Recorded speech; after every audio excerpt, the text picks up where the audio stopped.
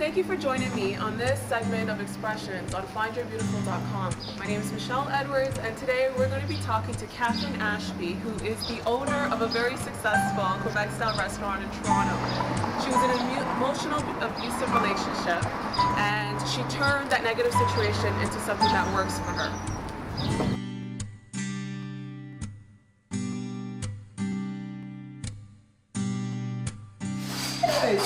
I'm looking forward to chatting with you guys today about everything that sort of happened to me. Good.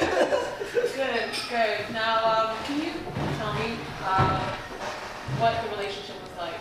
Well, the relationship started out really fast. That should have been an indicator right there.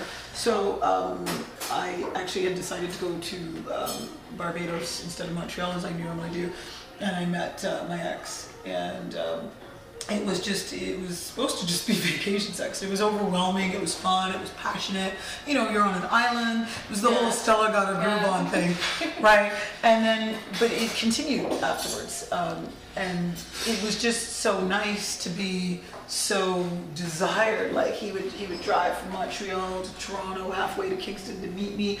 There was just a huge escalation of contact. Swept you off your feet. Yeah, he did. He totally, completely swept me off my feet. He seemed wonderful. There was no signs at all that he had another side at all. Right. So when it did show up at first, I was just really surprised, and you know, I tried to do everything that I could to make sure that he was fine and rectify. I mean, he was with somebody at that time, so, but he was unhappy and blah blah blah, as they all say that. You know what I mean? So A was a big warning sign right there too. You know, so I should have thought about that at the time, but I didn't really. So it was really fast. I mean, within the first 3 months of meeting him, I had moved to Montreal. I had an engagement ring. I had a huge, we got engaged. He proposed to me in like the airport in front of a bunch of people. You know, like he did everything that you would think Don wanted to do. Everything you dreams of. Exactly. So, you know, so that's sort of where that went. So, how did you guys break up? So what happened was I also am a graphic designer, and so along with the restaurant, I tend to freelance graphic design at different locations in different places. Right. So he dropped me off one morning at work in Mississauga, kissed me goodbye. We texted a little bit. He knew I was busy, so I didn't hear from him the rest of the morning, and I didn't think that there was a problem with that because that's how we normally did things. And then one of my chefs called me around 12 o'clock, 12:30 and said, hey, where's a lot of our kitchen equipment? Where's our stove? Where's this and that? So he came to the restaurant and took your equipment. He had planned it with one of his friends from Montreal, because I tracked down all the computer and phone records and everything like that. And so I figured it out. His friend from Montreal had driven down, stayed with one of his friends out in Oakville, and they basically rented a van, and they loaded it up, loaded a lot of stuff up from my house, and basically took off back to Montreal. What was the biggest difference that you noticed? Calm, so organized, peace, and quiet. Right. He's the kind of person, as anybody who is that charismatic and that narcissistic is, that can make you think that you're the crazy person. And he has been in and out of mental institutions and diagnosed with all sorts of things. I found a lot of this. I knew it when I was with him, but I found out even more because he intended to come back. He left all his stuff at my house, all his paperwork and everything. So I was able to go through a lot of that and see that he'd actually been diagnosed with all sorts of obsessive compulsive and all sorts of things and on medication a lot. So what I found was just the peace. Like anytime we had to go out, it'd be like a half an hour drama. Where's the keys? Where's this? Where's that? Like I lost this, I lost that. It was just so chaotic and so draining that by the time I would get anywhere, I'd just be so unhappy. So it was just like the peace and quiet of being able to get up, do what I needed to do. When he's telling me that I'm a loser, that I don't do the dishes properly, or that, you know, maybe on top of like running 2 jobs in a restaurant, I don't fold my laundry properly, you know? So he's constantly criticizing. Oh yeah, it's crazy, everything. And it's like, dude, man, you know what? I run a restaurant, and I work full time. I'm pulling 18-hour days. And you have a daughter. Yeah, exactly, you know? So what do you want me to do? But you know what? That's just his own insecurity. I started to really like myself again. Not, I'm very confident. During the relationship? No, Or afterwards. after? Afterwards. Okay. I always did, and that was one of the problems with the relationship is I never let him really make me feel like I was a loser. And I think he wanted me to feel like that, and I would never let him go there. Like I always fought back because I like myself, but I didn't like myself as much as I love myself now. Yeah, right. Like Okay. I think I'm pretty great. Honestly. And you are. No, absolutely. I'm pretty kind, I'm nice, you know, I have my moments. I'm a diva. Right. But I'm a nice diva. Absolutely. So apart from the clothes and some of the restaurant's equipment, did you lose anything else? No, I don't feel like I lost anything. I feel like I gained the world, I gained myself through actions. And truthfully, I like where I'm at, and I like who I am, and you know what, I know I could have him back in a second. He's been begging to come back here. I could call him and say, hey, you know what, you could be the chef here and we'll try it again and blah, blah, blah. And it'd be fine for a week or two and then he'd fall back into the same patterns. Right. And I like who I am, I like what I am, and besides I lose my entire family, my business, and all my friends. Right. They all leave me. Yes. And you know what, no man is worth that. And he's Right. not worth it. He's not even worth the time of my day. Right. You know? And how did you turn that negative experience into something that was positive? Well, the way I look at it is, even though I didn't want to run a restaurant, I have this great place now. I've met so many wonderful people.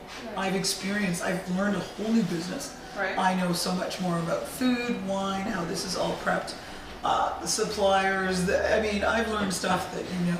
And I've also learned that I'm actually quite a good business person. Like I'm a marketing. You just found this out? Well, no, I know, but people tell you that. But you know, it's hard to know that you're like this wonderful, great person. Like I hear it all the time. It's like yeah. You know, and to really believe it though, this place made me believe it. You know, and we're going through some tough times now, and it's gonna get better. It goes up and down. You know what I mean? It's the business. It's the tough business. But to actually know that people look up to me. I had the city of Toronto call me and ask me to speak in front of city council. Out of 150 restaurants, that's some of the top restaurants in the city, I was asked to do that. I cut my vacation short for that. That says something about who and what I am. Right. That was like, wow, you know. It's very empowering.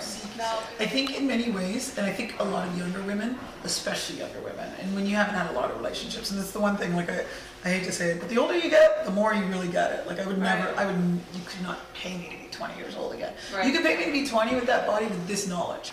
So is that the good that came out of it? Yeah, I see who and what I am, and I like myself. So Yeah. what are you the most proud of out of all this? I'm the most proud that I didn't turn into a raving, psychotic, alcoholic degenerate who handled all of this. I handled all of this with class and aplomb.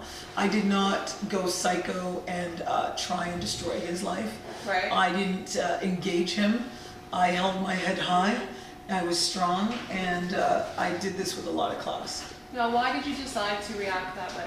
Because I just felt that I was going to take the high road, because that's who I am. I'm not a vengeful. You know what? Because I was done too. You know, if I actually cared about him, I may have engaged in that. But that to me was the final straw. It broke everything for me.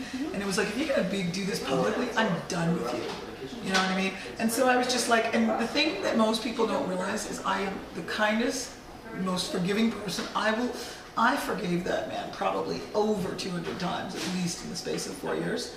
Right? But when I'm done with you, I'm done. There is no going back. In that moment, I was done. You know, I'm not bitter anymore. I just don't care. Like, you just mean nothing to me. And that's the worst thing. When I don't care about you to mean anything to me, there's no coming back from that. What would be your message to somebody who's going through the same situation? My message to somebody, trust yourself. If you feel in any way, shape, or form that there's a problem, that there's something wrong with the person, that you're not meeting or really loving who and what you are, then get out. You know, no matter what, nobody is worth the headache of not liking yourself.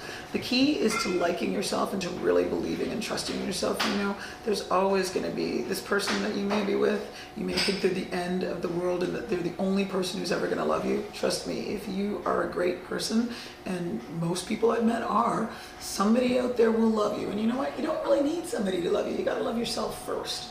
You take care of yourself first, and great people will flow into your life. So if you're in a tough relationship, you're in a controlling relationship, it does not get better. It will only get worse. That person will continue to be who and what they are. People very rarely change, that way, unless they've lost something deep inside or they are mature enough to change. But somebody who's controlling you, who's hurting you, is not a mature person, and they need to seek their own help. You shouldn't be the person who tries to change them. You can only change yourself. You really, really need to focus on yourself.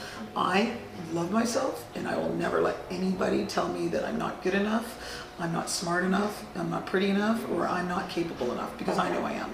And you have to believe in yourself. If you have a hinky feeling, it's there for a reason. Your sixth sense is built into us for that reason. Thank you for joining us on this episode of Conversations on FindYourBeautiful.com, and we'll see you next time.